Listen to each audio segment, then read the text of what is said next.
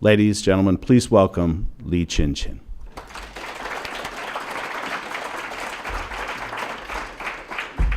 Clearly, I'm not her. She's younger and more beautiful.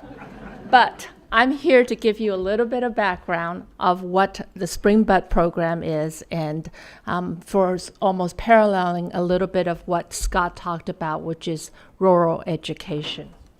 We're talking about rural China in a region called Shanxi. It's a region that's rich in history. It's mainly an agricultural area of farming economy. It is one of the most arid and the poorest regions of China. It is mountainous, surrounded by the Qingling mountain range with limited infrastructure. Farmers lived in mud-built houses, dirt roads that are inaccessible during the the rainy months. Okay, let's move forward. So this is the map of the region that we're really talking about. Right here, smack in the middle of China. QinQin will tell you she's never seen an ocean. That's how dry she is, the area she's from. The Spring Bud Project actually is a public welfare service initiated in 1989 and implemented by the China Children and Teenagers Fund under the leadership of the All China Women Federation. Its intention is to assist the girls in the poorest area in China to continue their education. Various Spring Bud schools were set up in various regions in China, funded by various international charitable organizations. The 1990 Spring Bud program was actually spearheaded by a woman by the name of Ross Koo. Ross was a director of the 1990 Institute, and she herself was educated in single-sex education, both in China and also eventually at the Mills College in the United States. She gave 1,000 impoverished girls in Shanxi province the opportunity to go to school beyond 4th grade. In those days, that's all the education they had. They learned the skills to be self-sufficient and to give back to the community. Ross basically took her passion and her perseverance and gave these ladies the opportunity to develop into leaders in their respectful fields. We originally were going to have 3 speakers here: Li QinQin, Ma Danying, and Li Juan. But because of logistic visa issues, only Li QinQin is here with us. You will not see a lot of historical old photos. These families were poor. Having a camera, having photographers, having pictures were luxuries. Please welcome Li QinQin and hear her story. Thank you.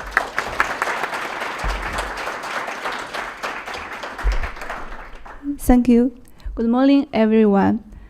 1,000 of us were the lucky ones that were selected by Mrs. Gu, whom we now fondly call Gu Nai, Grandma Gu. Through the 1990 Institute, they provided for our education and our livelihood. We all come from very poor farming families, and we could not afford to go to school without her support. 17 years ago, our homes and schools are very simple, and our remote region is isolated from the rest of China. There were very few roads and connecting us to the big cities. We come from farming families, making a living just to make ends meet. There is little left over for education, books, and even health care. Our schools were old, teacher resources were scarce.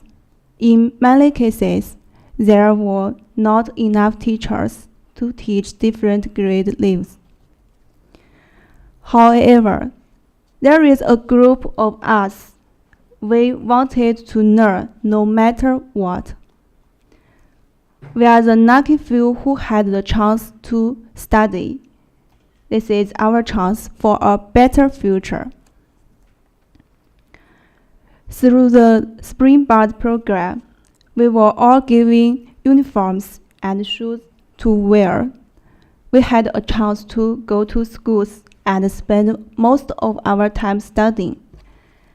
Many of us must travel far to go to school, spending time away from families and chores. But our families supported us and wanted us to continue. Without education, I would remain on the farm and would never have left villager or have a career. Grandma Gu supported us and had the goal of developing a whole child. We are able to travel to other cities which we never have dreamed of such an experience. We also had the opportunity to look forward a career. Mine was law. Danny was education. Li Juan was medicine. These are professions that none of us dreamed of, but this is a shortage in our own communities. We felt that these are professions needed. For me, it is a challenge I needed. I worked hard at the beginning and became a civil litigator, and I am now the youngest partner in my law firm. Throughout our school years, we remind ourselves how lucky we are and the need to give back. All of us participated in service work. 1990 Institute continued to support us in our careers. They help fund Madeline's school by providing heating system and a kitchen. Now the children can have a breakfast and a warm place to learn. The farming families now are also getting more involved in their children's development, participating in a better future. Our group continued to give it forward.